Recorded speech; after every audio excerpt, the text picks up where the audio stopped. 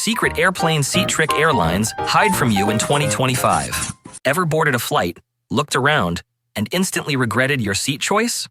Cramped legs, no window, overhead bin full, and somehow, you're stuck next to the bathroom again. Meanwhile, a few rows up, someone's fully stretched out, their carry-on perfectly stowed, sipping juice like they own the place. What's their secret? Well, it's not luck. Airlines have spent years perfecting the seat selection game, and they're banking on the fact that you don't know how to play it. But today, that changes. Because I'm revealing the airplane seat tricks airlines don't want you to know about, including why I stopped booking aisle seats, even though they were my go-to for years, and a freaky coincidence about seat 11A that might just change where you sit forever. Let's jump in. Secret number 1. Why I don't book aisle seats anymore. For years, I swore by the aisle seat. Freedom to get up whenever I wanted. Leg stretching access. Easy escape upon landing. But things changed, and not in your favor. Airlines like United have quietly rolled out something called the WILMA boarding system. Window, middle, then aisle. Sounds efficient, right? Except if you're in an aisle seat, you board last. And that means you're the last one hunting for overhead space. By the time you get to your seat, it's full. Your bag? Gate checked. Hope you like waiting at baggage claim. So now, instead of freedom, aisle seats come with the risk of losing your carry-on. And trust me, that's a deal breaker on a short connection. If you're flying with a WILMA airline, the window or even the middle seat is a smarter choice. You board earlier, claim bin space, and avoid the dreaded last-minute luggage shuffle. Secret number 2. Why row 33 might ruin your flight. Not all window seats are created equal. Sure, they come with views, a headrest, and less interruption, but there's a hidden trap. Some window seats have misaligned windows. You lean over for a view and hit wall. Others? You're wedged between a cold fuselage and a seat that doesn't recline, right in front of the exit row. And then there's row 33 on certain aircrafts. Seems normal. Until you realize there's no under-seat storage, no window, and you're right next to the toilet. Want to avoid these landmines? Use Seat Guru. It's a free tool that shows you exactly which seats are duds, based on the actual aircraft layout. I check it every single time, and it saved me from more bad seat picks than I can count. Secret number 3. The trap of bulkhead seats. They're not what you think. At first glance, bulkhead seats look like the jackpot. Extra legroom. No one reclining into your space. No kids kicking your seat from behind. Sounds perfect, right? Well, not so fast. Here's what airlines don't tell you when they try to upsell these premium economy spots. The tray table and screen aren't in front of you. They're awkwardly stashed in the armrest. That means tighter elbow space and no ability to raise the armrests at all. You're boxed in. Eating or working? Good luck balancing anything on that TV dinner-style tray. And don't even think about putting your bag under the seat in front of you, because there is no seat in front of you. All your stuff, headphones, medication, snacks, gets shoved in the overhead bin. Which is fine, until turbulence hits and you can't grab what you need. Also, because you're right behind a partition, these seats often double as baby zones. That's where bassinet attachments go. So yeah, bulkhead seats might mean more space, but also more crying. Unless you're tall, traveling light, and don't mind sacrificing convenience for knee room, these seats are more hassle than help. Secret number 4. The freaky coincidence about seat 11A. All right, this one's eerie, but it's real. Out of thousands of seats on a plane, why have multiple crash survivors walked away from the exact same one, 11A? Back in 1998, a Thai Airways flight crashed during a landing in Thailand. Most people on board didn't survive, but one man did. His name was James Rangsak, a Thai pop singer, and he was seated in 11A. He crawled out through the wreckage, unharmed. He later said that seat saved his life. Fast forward to 2025. Just recently, on June 12th, an Air India flight from Ahmedabad to London, Flight AI-171, crashed during a landing attempt. Out of 242 people on board, only one person survived, a 34-year-old man named Vishwash Kumar Ramesh. His seat? You guessed it, 11A. Different planes, different years, different crashes, same exact seat number, same miraculous result. Now, before you rush to request it, let's be clear. There's no guarantee 11A is magically safe, but it does usually sit over or just in front of the wing, often near an emergency exit. That means it's in one of the stronger parts of the fuselage and close to a potential escape route. Is it just a freak coincidence or something more? Either way, if I see 11A open on my next flight, I'm taking it. Secret number 5. Window seats are not always the dream. Let's talk about the window seat, the Instagram favorite. You get the views, the wall to lean on, and let's be honest, feeling like the main character as the plane takes off? Kinda iconic.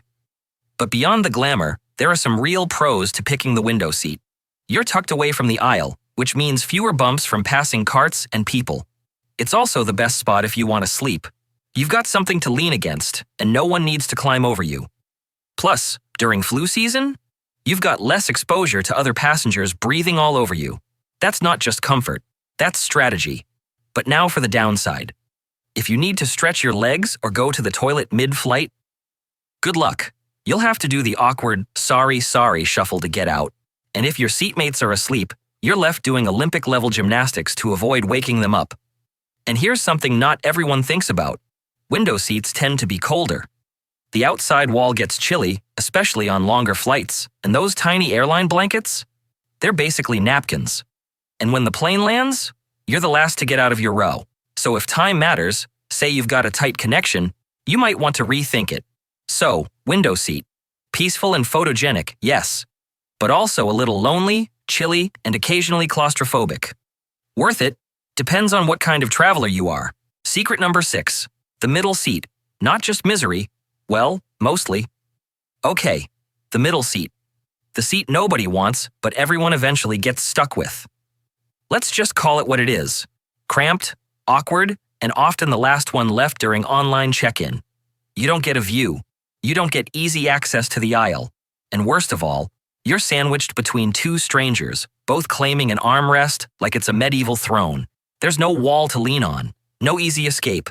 Just you, trying to shrink your elbows into oblivion while pretending it's totally fine. But, believe it or not, there is one silver lining. Airplane etiquette says that the middle seat gets both armrests. Yep, it's like a pity prize. Window gets the wall, aisle gets the freedom. And middle? You get full elbow territory, assuming your seatmates play fair. Of course, if you're flying with a partner or friend and you're the middle one, it's not so bad. But if you're between two armrest bullies, you're in for a long ride. Middle seats also have the fewest fans for a reason, but if you do get stuck in one, try booking toward the front of the plane so you at least get out quicker. And maybe treat yourself to an extra snack. You've earned it. Secret number 7. Right versus left side of the plane. It actually matters. Most travelers pick a seat based on window versus aisle, but the side of the plane, totally overlooked. Here's why it shouldn't be. If you're a window seat sleeper, think about what side you naturally sleep on at home. If you sleep on your left side, book a window seat on the left. Right side sleeper? Go for the right. It sounds small, but it makes a big difference when you're trying to rest with your head tilted against the wall for hours. Now, let's talk about arm dominance. If you're planning to work on your laptop in an aisle seat, think about your dominant arm. Right-handed? Choose the left side of the plane so your arm doesn't bump every single person walking past. Left-handed? Go for the right side. It's a comfort trick hardly anyone talks about. And here's a bonus. The right side of the plane tends to be slightly less booked than the left, because airlines often fill planes starting from the left when seating automatically. That means better odds at an empty seat next to you. And maybe even an entire row to yourself. So don't just pick a seat. Think about your sleep style, your habits, and even your handedness. That little choice could make your flight feel way more first class, even if you're still back in economy. Secret number 8. Front, middle, or back. The real trade-offs. Where you sit front to back isn't just about how fast you board, it can change the entire vibe of your flight. Let's break it down. The front of the plane? You'll board first and get first dibs on overhead bin space. You'll also get off quicker, which is a huge perk if you've got a connecting flight or want to beat the line at immigration. It's also quieter up front, less engine noise, and you're closer to the food and drink service, which usually starts in row 1. But there's a catch. The front of the plane is where families with babies often sit. That means crying, diaper changes, and a whole lot of restless toddlers. And because everyone boards from the front, it can feel more crowded and chaotic around you. The middle of the plane, specifically over the wings, is where you'll feel the least turbulence. It's the most stable part of the aircraft. If you're a nervous flyer or prone to motion sickness, this is your sweet spot. The back of the plane? That's where the engine noise lives. It boards last, and you'll likely be the last to get off. But here's the upside. If you like peace and space, the back rows are your best chance at getting an empty seat, or even a full row to yourself. Plus, believe it or not, studies show passengers at the rear of the plane have slightly higher survival rates in crashes. So, peace and personal space in the back, balance and stability in the middle, speed and service up front. Where you sit says a lot about your priorities as a traveler. Secret number 9, the very back row, the seat you should never book. If you've ever scrolled to the end of seat selection and thought, well, it's only a 2-hour flight, how bad could the last row be? You're about to find out. The back row isn't just near the toilets, it's practically in them. You're stuck with a front row seat to every bathroom queue, every door slam, and every, let's say, odor. But wait, it gets worse. Most seats in the very back row don't recline. You're locked upright the whole flight while the person in front of you leans back like they're in business class. Add in the constant noise from the galley and flight attendants gathering near the rear, and suddenly, that cheap seat is costing you your comfort and your sanity. Oh, and turbulence? It's often strongest in the tail. Combine that with no recline, noisy passengers, and a neon lavatory sign blinking in your face, and you've got yourself a recipe for the worst seat on the plane. Honestly, unless it's the last seat left and you're flying 45 minutes, avoid the last row at all costs. It's not just uncomfortable, it's undeniably the worst ride on the aircraft.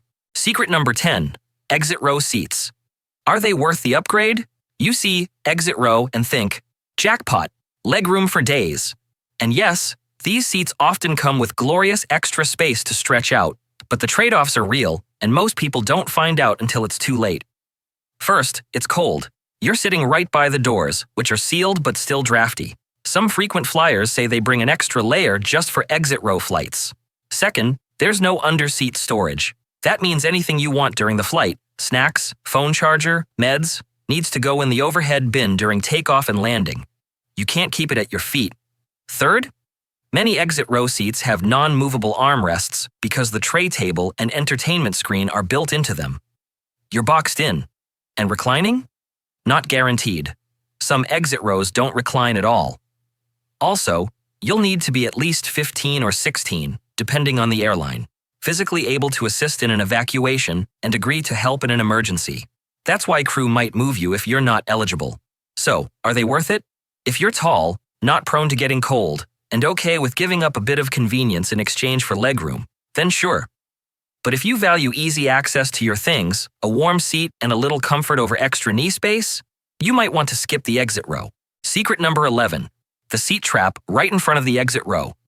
This one's sneaky because most people think, I'm not in the back, I'm not in the exit row, I'm safe. But nope, you're in what I call the no-recline zone. Seats directly in front of exit rows usually don't recline. Why? Because if they did, they'd block the emergency exit passengers behind you, making evacuation unsafe. So you end up in a seat that looks totally normal on the airline map. But you're locked in place, no warning. And to make things worse, the people behind you have all the legroom in the world. So while you're jammed upright like a sardine, the guy in row 24 is doing full yoga stretches behind you. If you're planning to sleep, relax, or even just survive a red-eye, this seat will betray you. Always check Seat Guru or your airline's detailed seat map before confirming your spot. No recline seats equals regret in row form. Secret number 12, the center aisle seat hack most travelers overlook. Everyone fights for window or aisle, but most ignore the center aisle seat in the wide-body aircraft rows. And I get it. The center section seems like a no-go. More people, more chaos. But here's the trick.